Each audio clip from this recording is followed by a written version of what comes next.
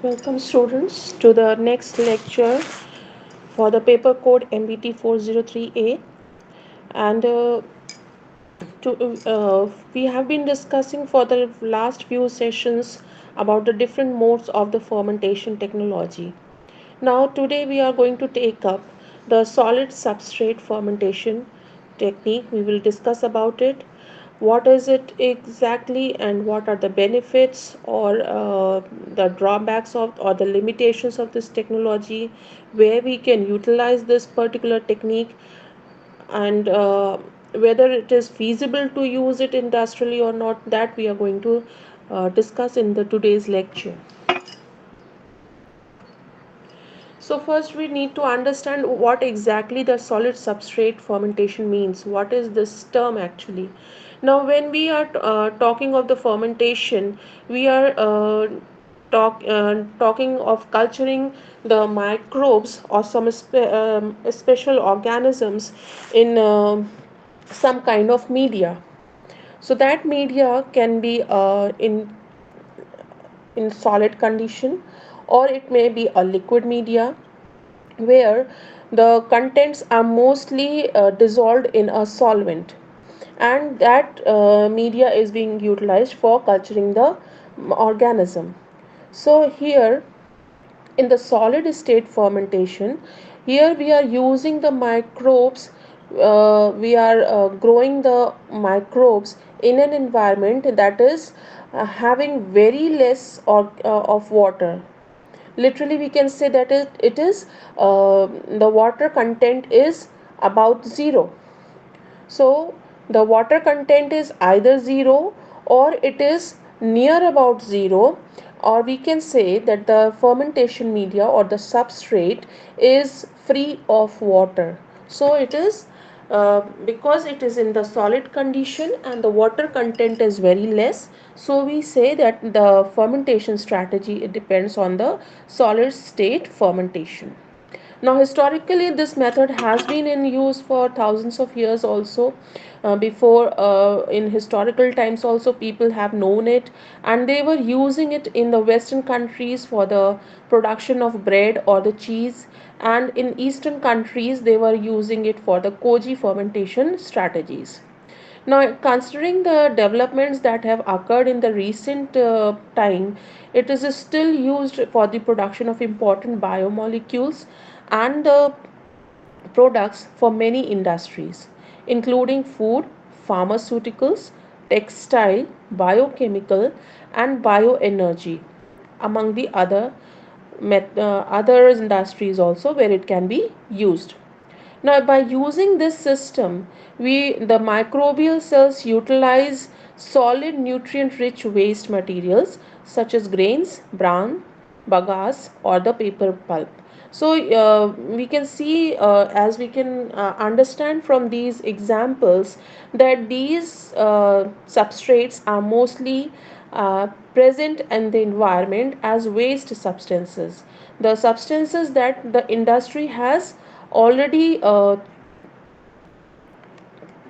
put out, or that is an effluent, you can say, or a waste material that the industry cannot further utilize. So these waste materials have been also put in to produce some use commercially viable substance.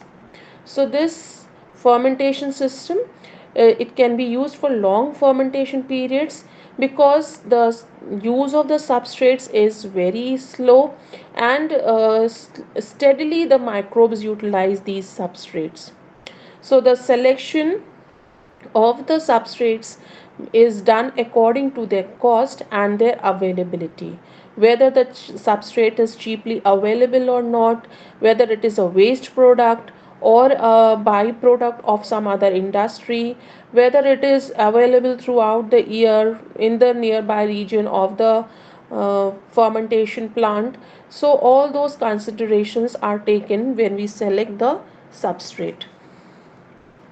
Now, the microbes that particularly are suitable for the solid state fermentation are the filamentous fungi.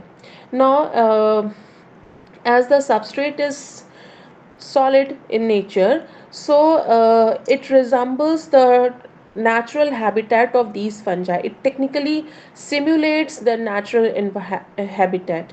So in this condition, when the microbes get acclimatized and they adapt, and they find similar natural conditions in these fermentation setups, then they are able to synthesize considerable amount of enzymes and other metabolites.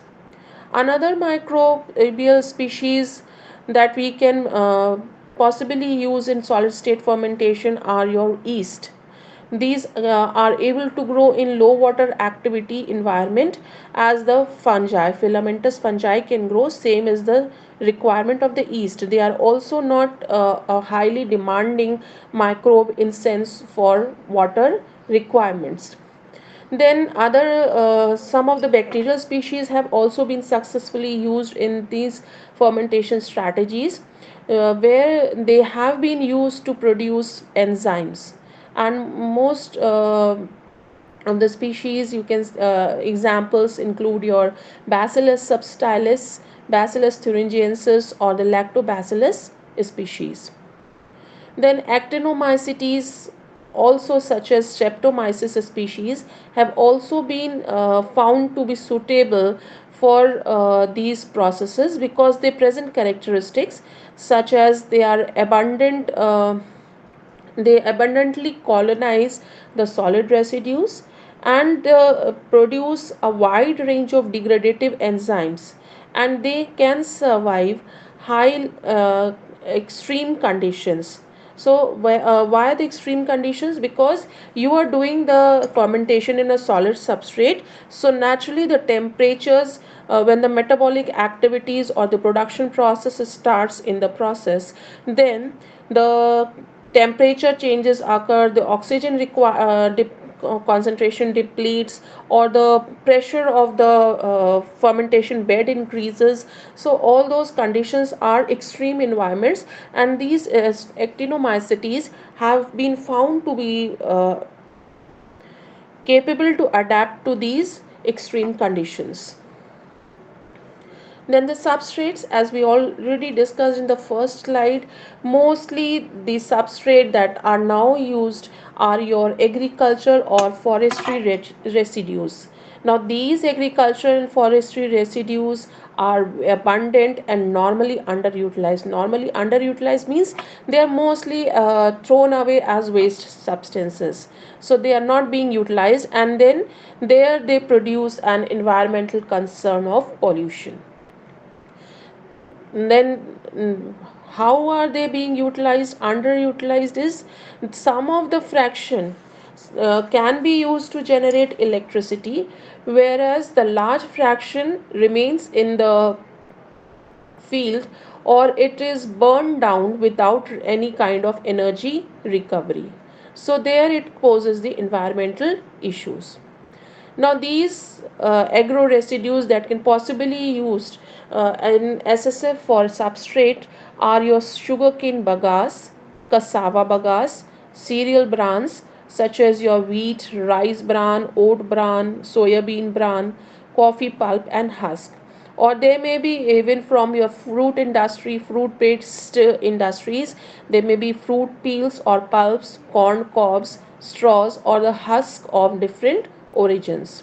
Now, the basic composition of these residues, agricultural residues, is of containing of cellulose, hemicellulose, lignin, starch, pectin, and other fibers. So, we can understand that these are complex carbohydrates which need to be first broken down, or they need to be solubilized so that the microbes can utilize these substrates for the production process.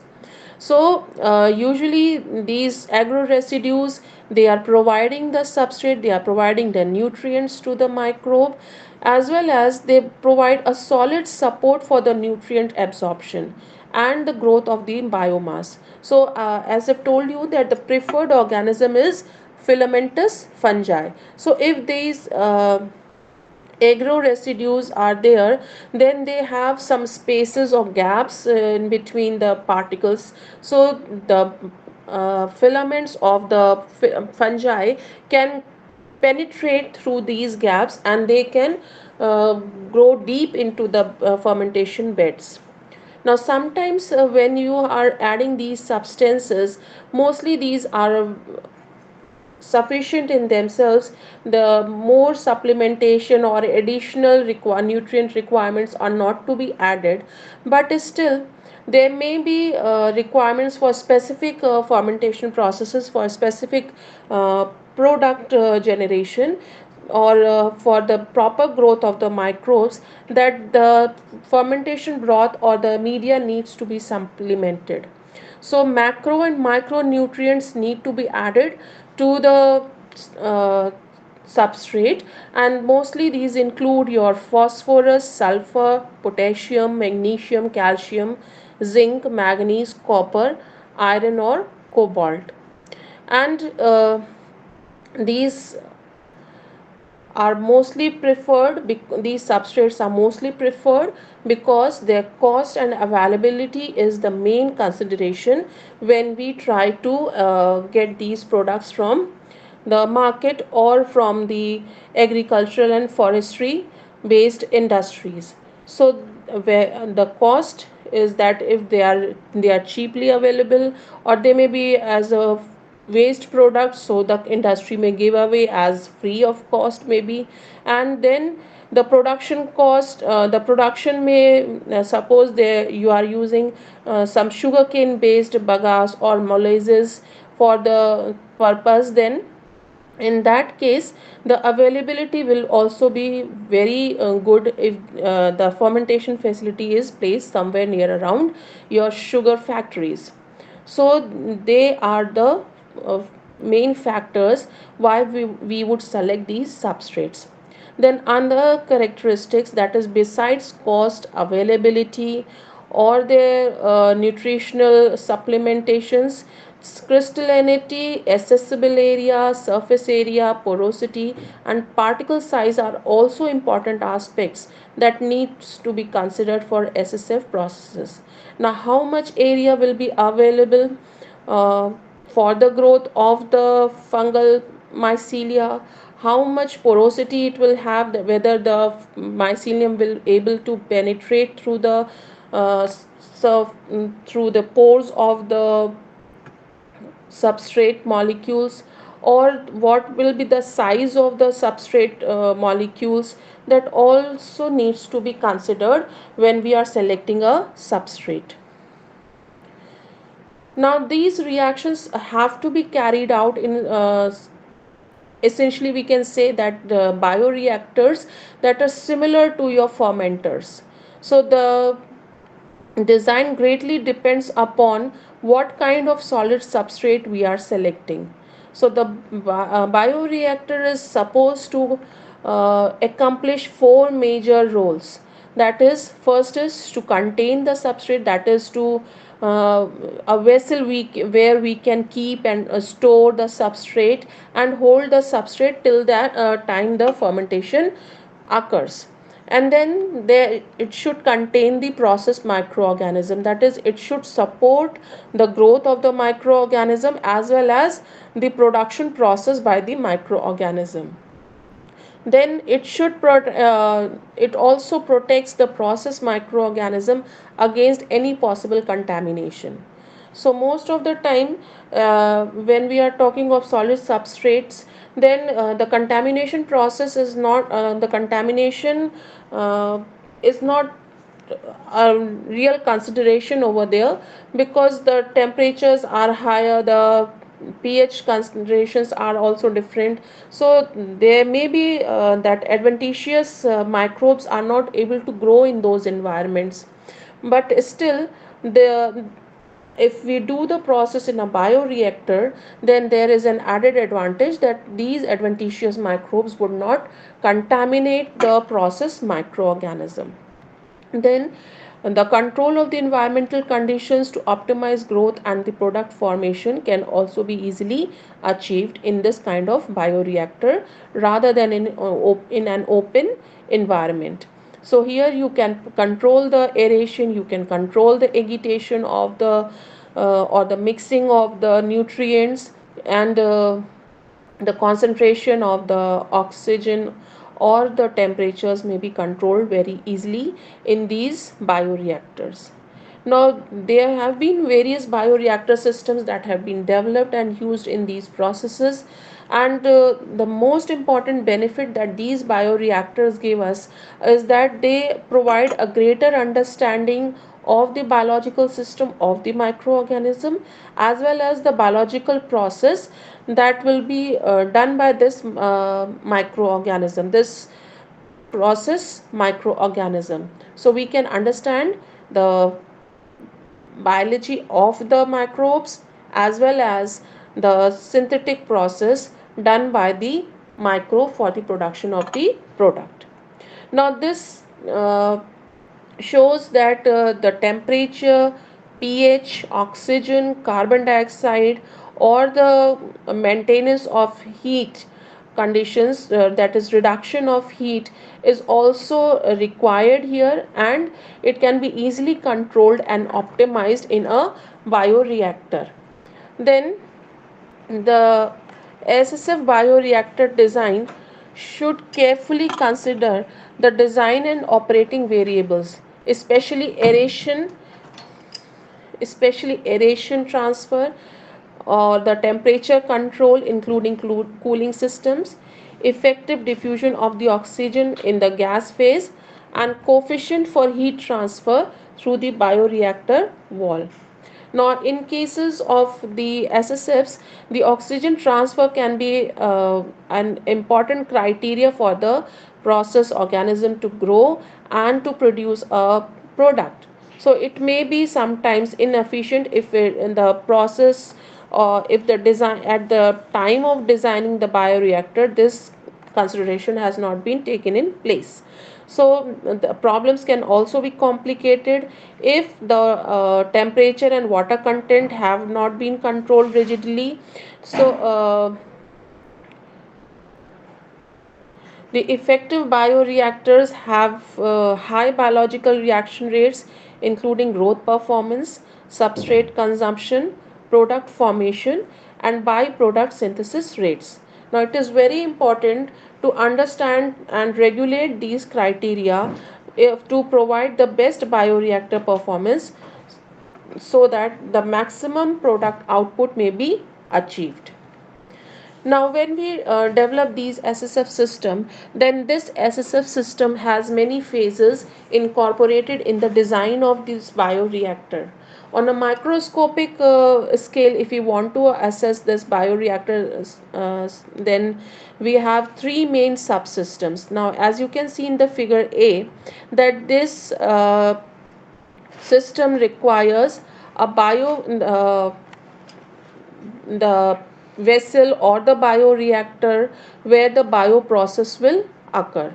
So you have a bioreactor, then there should be a fermented bed which combines the moist solid substrate particles and intersolid substrate particles which are filled with oxygen. So there are spaces in between these um, substrate particles that is mostly filled with oxygen. Then there is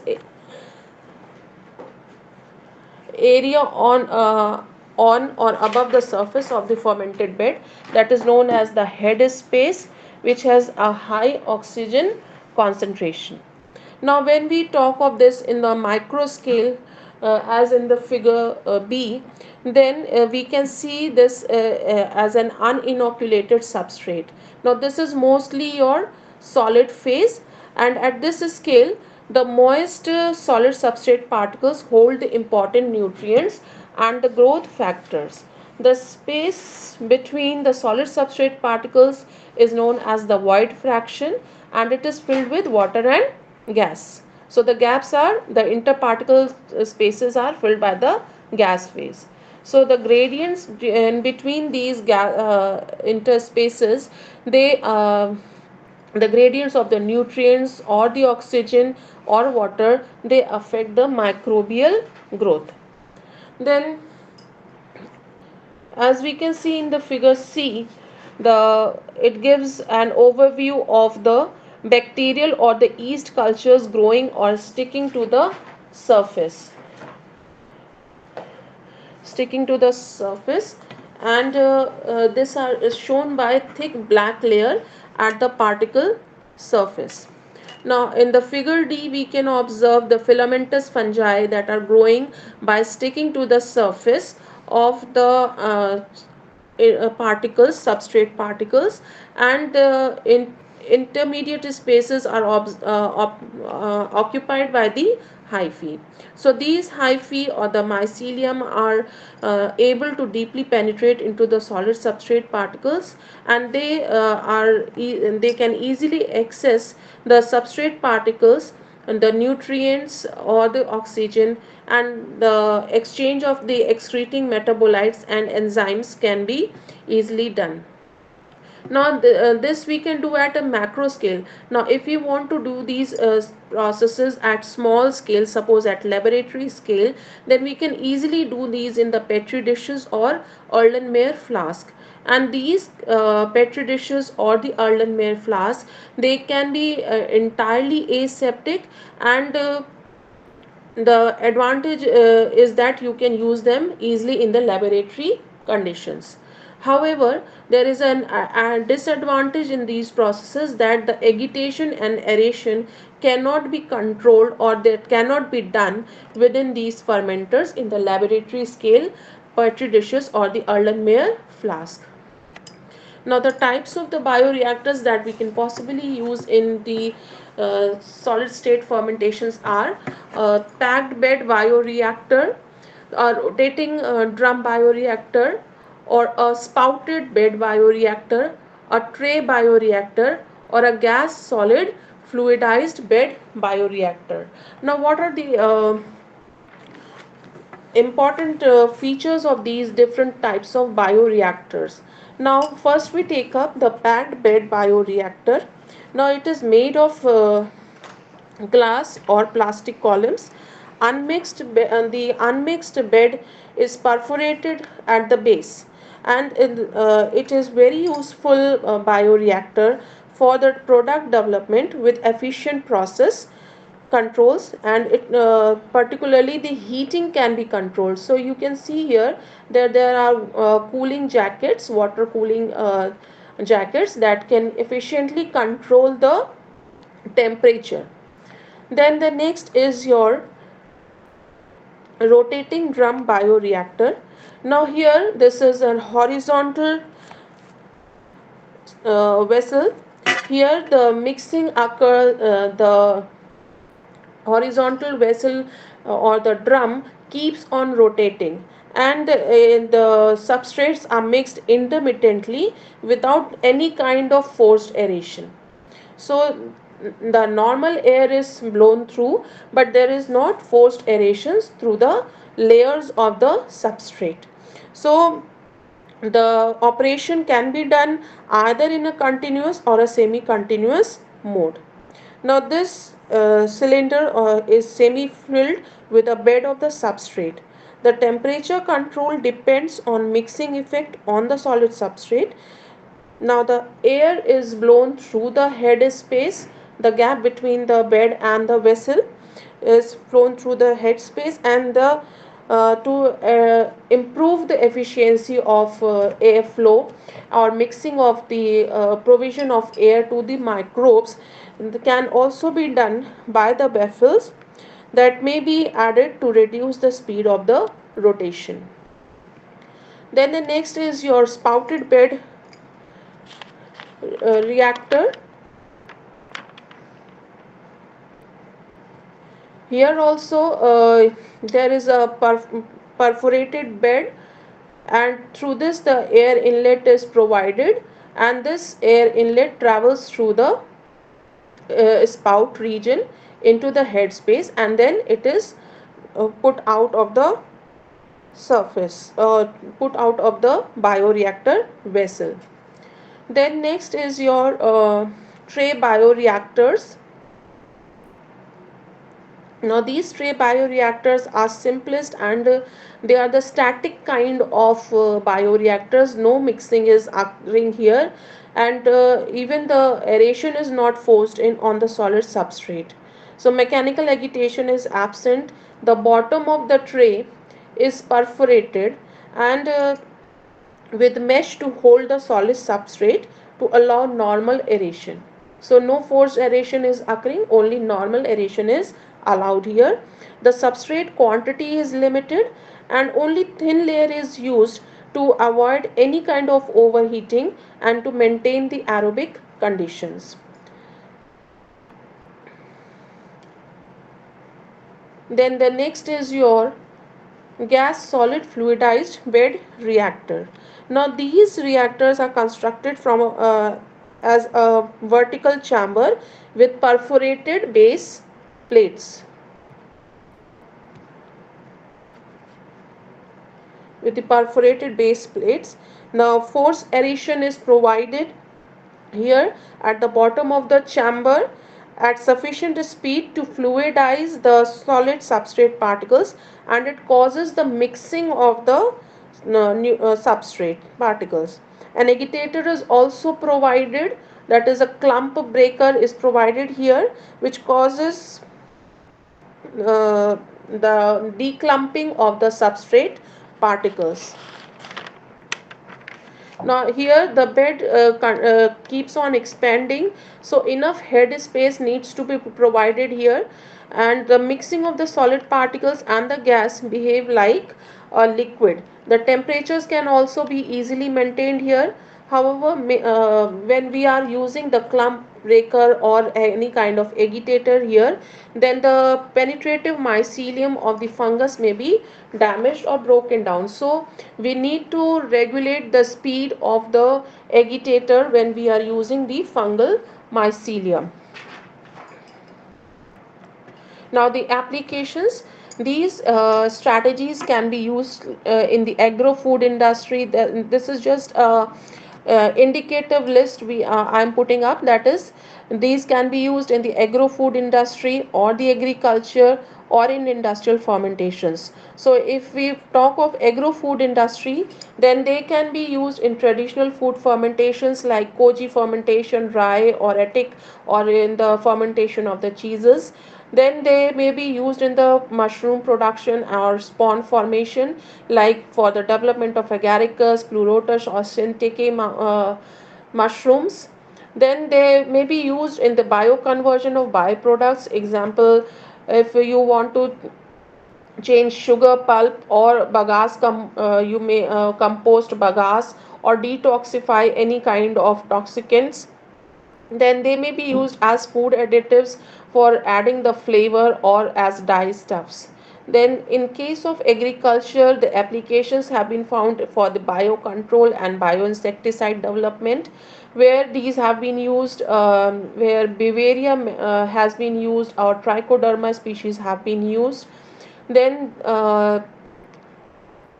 many plant growth hormones or growth enhancers have been developed, which include examples like gibberellins or the rhizobium species or the trichoderma species. Then in industry, the SSF technique has found application in the enzyme production like amylases, cellulases, proteases, pectinases or xylanases, or in the antibiotic production like penicillin or the feed and the probiotics, or in the organic acid production, that is citric acid or fumaric acid production, or maybe they have been used as fungal metabolites in the production of alkaloids, or they may be used for ethanol production in the stages where malting and brewing is being done. During the ethanol production, there also this strategy is helpful. Now the advantages of this technique is that this is a low cost, the media supply of the substrate is low cost, it is relatively simple technology, simple people can do it. Then the investment cost is very less, the energy requirements are very less, and as the water content is very less in this fermentation process, so the effluent waste water output is very reduced, so that wastewater treatment plants requirement of the wastewater treatment plants is also handled with. Then the product yields are higher and reproducible, and as the quantity of the solvent is very much reduced, so additional concentration steps are not required during the downstream processing. So these processes can even be done in small fermentation vessels, so you don't need large establishments. Now seed tanks are unnecessary, and simply spores can be used as inocula in these fermentation processes. Now the low content of the moisture, it also handles the problem of the contamination, so no adventitious species can grow during the fermentation process. Now the conditions that are provided to the fungi for growth are similar to those that they have for in the natural habitat. Now the mycelial organisms can be used with the can be used to provide low shear environments for shear sensitive mycelial organisms where the mycelium breaks down easily. There you can use this kind of fermentation strategy, and the products that are obtained, they can be incorporated directly into the animal feed. Now what the disadvantages with the technique are that the growth rate is very slow. As I've already shown you in the starting that the microbes consume the substrate very slowly and steadily. That means the growth of the microbe will also be very slow. Then there is a possible problem of heating up of the substrate or the fermentation bed. So the heat buildup may occur between the layers of the fermentation bed. Then if there is a continuous agitation or rotation that is occurring for mixing purposes of the nutrients, then it may require high power inputs. Then in the addition of water in the early ferment stages may increase the risk of bacterial contamination. So you are making it prone to more and more contaminations. Then there is difficulty in the scale up and considerable development work. Then there is difficult to control the environment within the bioreactors particularly, and simultaneous maintenance of the optimal temperature and moisture. So when we are using the agricultural substrates, they may require some kind of mechanical, chemical or biological pre-treatment processing. Thank you.